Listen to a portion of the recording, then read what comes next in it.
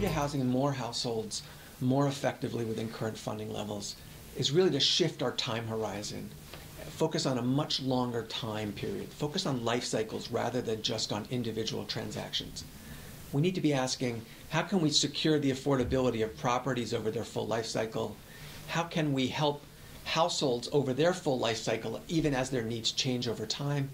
And how can we capitalize on the trajectory of neighborhood change to build affordability into neighborhoods where rents are going up?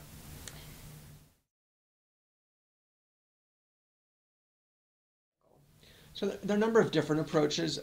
Two that I focus on the paper are shared equity homeownership and lifecycle underwriting. The way shared equity homeownership works is basically a program sponsor provides a subsidy to help bring the cost of a home down to a targeted household. With shared equity homeownership, that subsidy stays in the home so that when that homeowner sells the home, he or she has to sell it at an affordable price to the next buyer, and that preserves long-term affordability. And that's done with a formula that allows the individual to also build assets. Lifecycle underwriting is sort of a parallel approach on the rental side that focuses on ensuring that a property has the resources to stay in decent condition over a full 50-year life cycle. Typically, when we underwrite a rental housing property, we do it with the expectation that after 15 or 20 years, we're going to have to put in more equity. Well, under lifecycle underwriting, we spend a little bit more upfront, but we buy 50 years of affordability and viability rather than just 15 or 20 years, and that makes it more cost effective.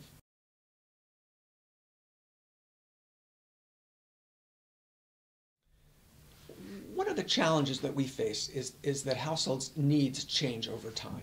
So for example, a family may qualify for a housing voucher now, but in 3 years or 4 years or 5 years, they might not need that voucher anymore to afford that rent. So the question is, how do we create the circumstances that allow existing residents of subsidized housing to move up the economic ladder to the point where they no longer need that housing assistance and can actually give it back to help the next household.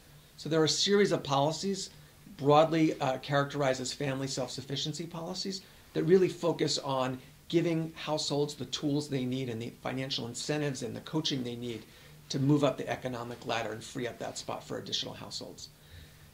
There's a second set of programs that focus on eviction prevention. And this is a very different mindset. An eviction prevention program is basically a program that gives people increased ability to weather short-term crisis.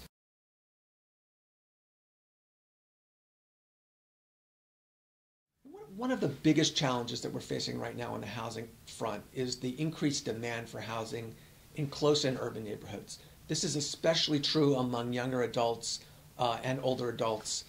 But basically what we're seeing is greater demand for living close in. People want to live in cities where they can walk and where they can go out to restaurants. And that's driving up rents for everyone, basically, because we're seeing an increase in demand. There's not enough supply to respond to that demand, so rents go up. So the way to deal with this is to implement policies before housing prices go up, to build affordability in, so that as rents go up, you're actually also producing affordable units for families with low and moderate incomes.